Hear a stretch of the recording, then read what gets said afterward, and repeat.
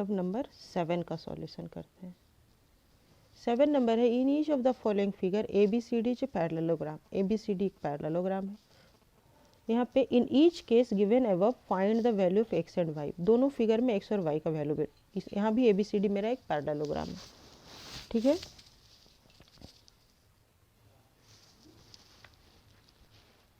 तो जब पैरेललोग्राम है तो क्या होगा, पहला फिगर में हम लोग काम करते हैं।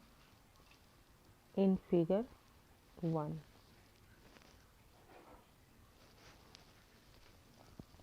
ए B equal to D C and A D equal to B C, opposite side of parallelogram.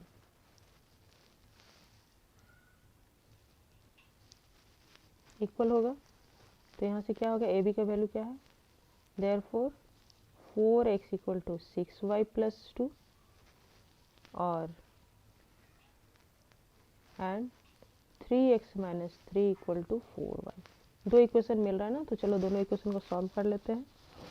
तो यहाँ से क्या हो जाएगा, 6y plus 2 minus 4x equal to 0, equation number 1 कर लिए, और 4y plus 3 minus 3x equal to 0, इसको इक्वेशन नंबर 2 कर लिए।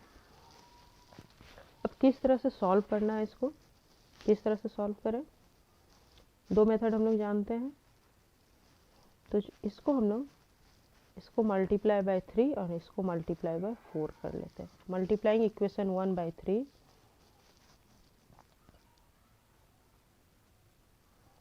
Multiplying equation 1 by 3 and 2 by 4 we get 1 को 3 से मल्टीप्लाई किए तो ये हो जाएगा 6 3 जा 18y, माइनस एक्स को पहले लिख लेते हैं ना, 4 3 जा 12x प्लस 3 2 जा 6 इक्वल टू 0, और ये 4 4 जा 16y प्लस 4 3 जा 12x minus and then plus 4 3 जा 12 इक्वल टू 0। दोनों ही माइनस है तो क्या करेंगे, सब्ट्रैक्ट कर लेंगे। एंड सब्ट्रैक्टिंग माइनस करेंगे ना तो इसका साइन अपोजिट हो जाएगा, ये माइनस हो जाएगा, ये प्लस हो जाएगा और ये माइनस हो जाएगा, तो ये कट जाएगा। 18 minus 16 2y equal to 2y minus 6 equal to 0, और 2y इक्वल टू 6 और y equal to 6 by 2 equal to 3।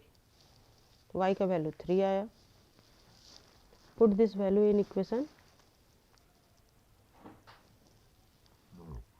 therefore y equal to 3 and put this value, किसी एक इक्वेशन में अगर हम बैठाते हैं, put this value in equation 1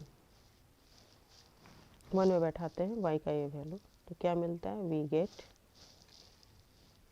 6 into 3 plus 2 minus 4x equal to 0, 6 3 जा 18 plus 2 20, 20 minus 4x equal to 0,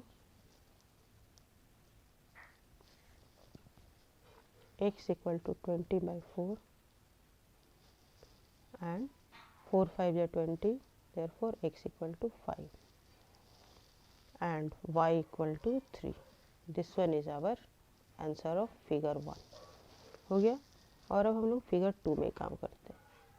in figure 2 6x plus 3y minus 8 equal to 7y। Opposite angles are equal,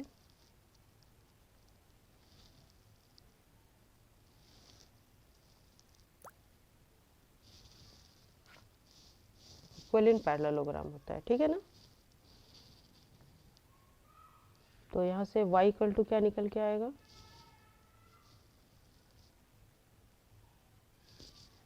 ये हो गया इक्वेशन नंबर 1 हो गया। इसको solve कर लेते हैं। 6x plus 3y minus 8 minus 7y equal to 0 और 6x minus 4y minus 8 equal to 0। ये इक्वेशन नंबर 1 आया। और इक्वेशन नंबर 2 क्या होगा? को इंटीरियर एंगल का जोड़ 180 होगा। 6x plus 3y minus 8 plus 4x plus 20 equal to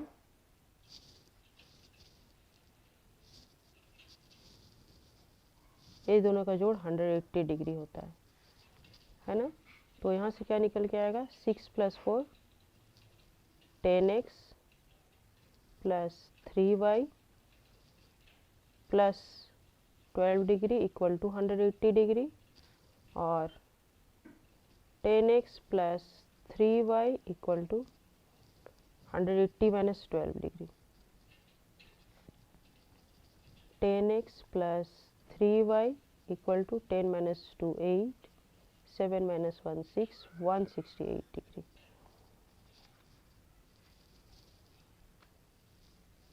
यहाँ हम कुछ दूसरे मेथड से करते हैं। एक का वैल्यू हम यहाँ से निकाल लेते हैं और उसको यहाँ पुट करते हैं। ये इस तरीके से बनाते हैं। ओके,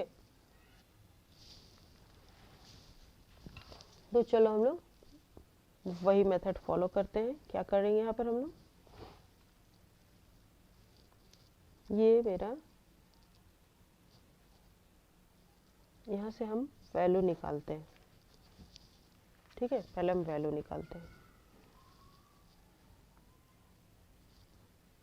तो y का ही वैल्यू निकालते हैं। 3y इक्वल टू हो जाएगा 168 माइनस 10x। तो y का वैल्यू हो जाएगा 168 minus 10x by 3।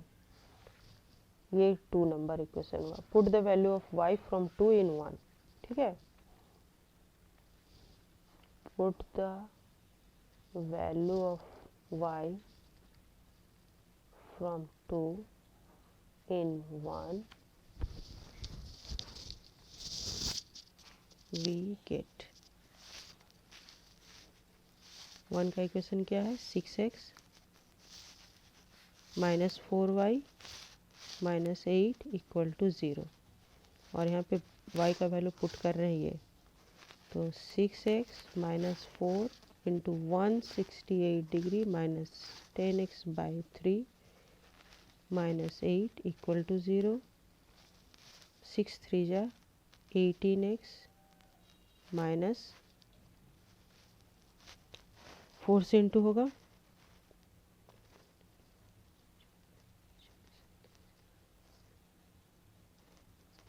Minus minus minus plus 40x minus 24 equal to 0।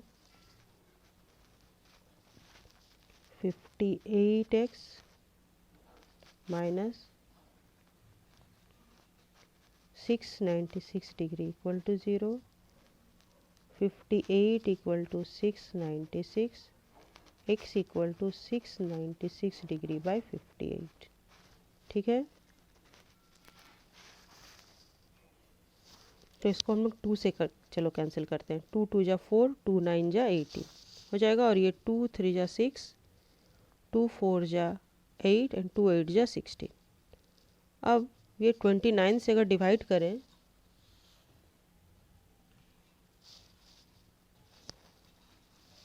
अब 29 से अब इसको डिवाइड करें तो क्या होगा? 29 1 जा और ये देखो 29 1 जा 9 जाएगा तो कितना बचेगा? 5 58। तो 58 29 2 जा हो रहा है ना इक्वल टू 12। ठीक है, x का वैल्यू 12 निकल के आ गया और x का वैल्यू ये वैल्यू किस में पुट करेंगे? In 2। Put the value of x in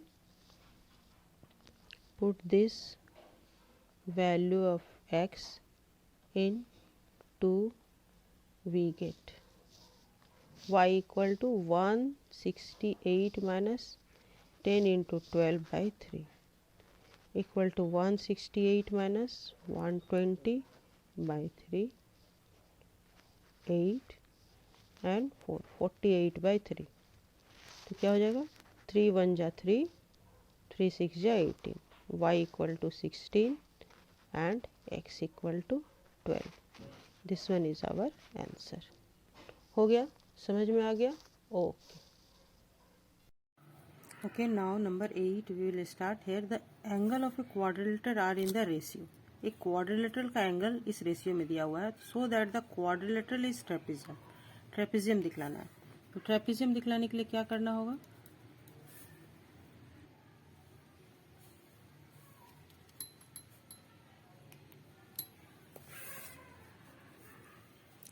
okay, तो ट्रेपेजियम दिखलाते हैं हम लोग. कैसे दिखलाएंगे? देखो, क्वाड्रिलेटरल का चारों कोण का जोड़ 360 डिग्री होता है, ये हम लोग जानते हैं. Let the angle of the quadrilaterals are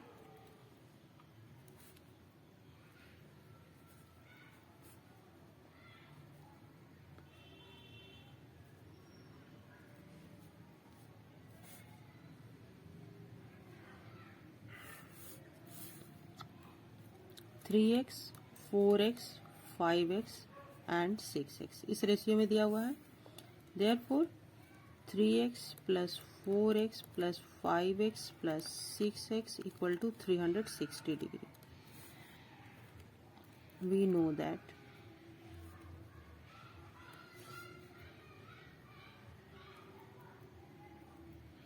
sum of the angle of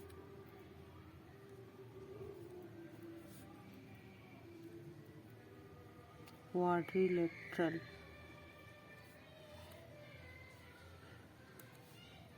equal to 360 degree. ठीक है, तो कितना हो गया?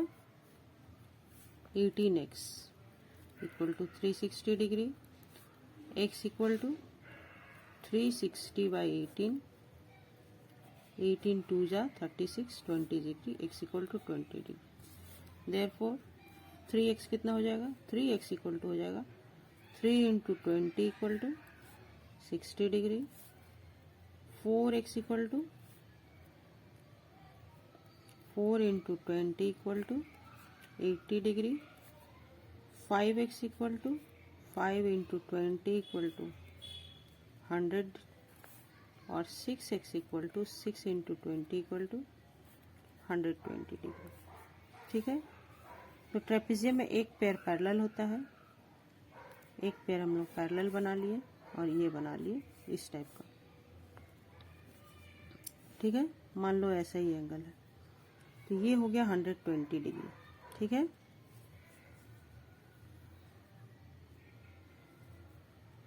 ये हो गया 3x, ये हो गया 4x,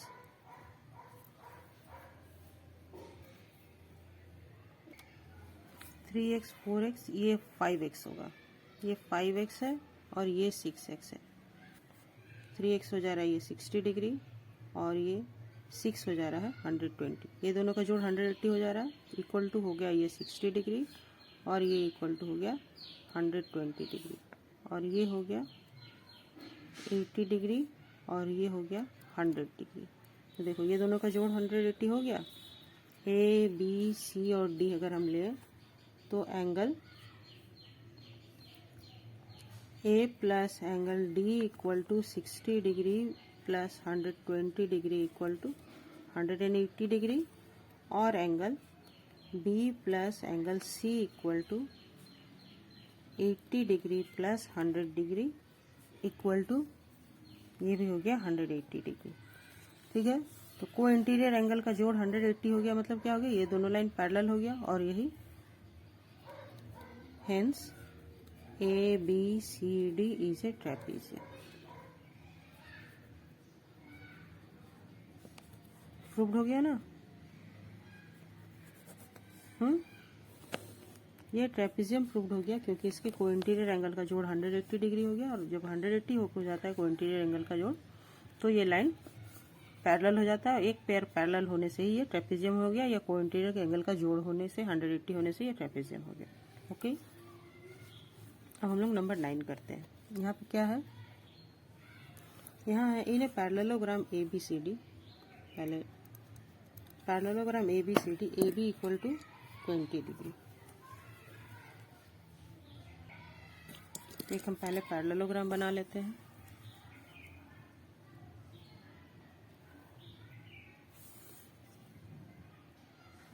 ये मेरा पैरेललोग्राम बन गया ABCD।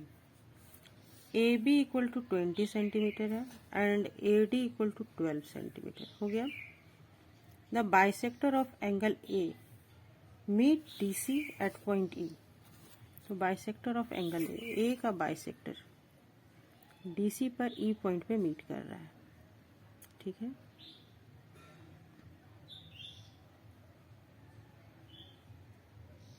Bisector of angle A DC के E पॉइंट पे मीट कर रहा है and BC produce at F, और BC के प्रोड्यूस के F पर, BC को प्रोड्यूस करते हैं।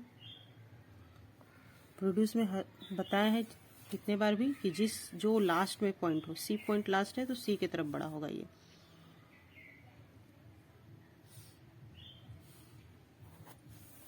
तो यहाँ पे F पे मीट कर रहा है। इस एक पॉइंट का नाम कुछ दे दें, ABC। हाँ, ये तो नाम E दिया ही हुआ है, E पे मीट कर रहा है, ओके। और ये दो इन्फॉर्मेशन दिया हुआ है। Find the length of CF, CF निकालने बोला जा रहा है ये, ओके। तो ये हम लोग कैसे निकालेंगे? तो ये एंगल बाइसेक्ट कर रहा है ना, तो इसको अगर x मान ले तो ये भी x होगा, ठीक है। तो let angle DAE equal to x equal to EAB, angle EAB, क्योंकि ये बाइसेक्ट कर रहा दिया हुआ है इसलिए ये x होगा, ठीक है। क्योंकि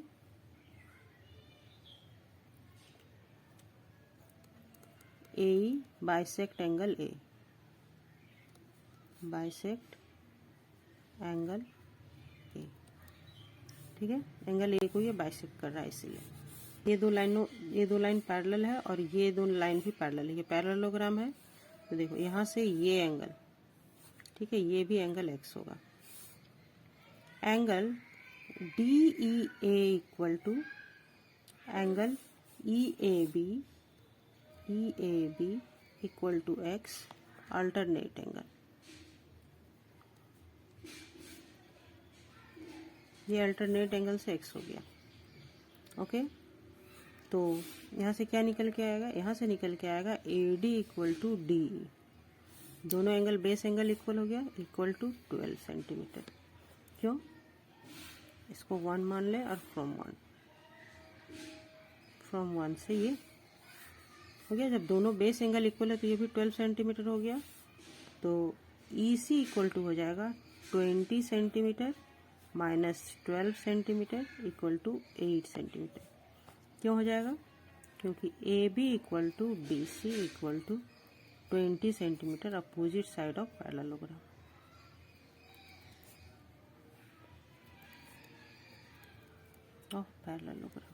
हो गया। ये मेरा 8 सेंटीमीटर निकल के आ गया। और अब ये एंगल भी x हो जाएगा वर्टिकली अपोजिट एंगल से। उसके बाद angle FEC equal to angle DEA equal to x, vertically opposite angle से ये x हो गया, ठीक है। उसके बाद क्या होगा? और अब हम लोग को G एंगल x दिखलाना होगा। कैसे दिखाएंगे? देखो, फिर ये एंगल और ये एंगल इक्वल होगा, ये वर्टिकली अपोजिट एंगल, ये दोनों लाइन भी पैरेलल है ना। और एंगल DAE देख लो, DAE ने F, angle DAF equal to angle AFB equal to x, ये भी अल्टरनेट एंगल से।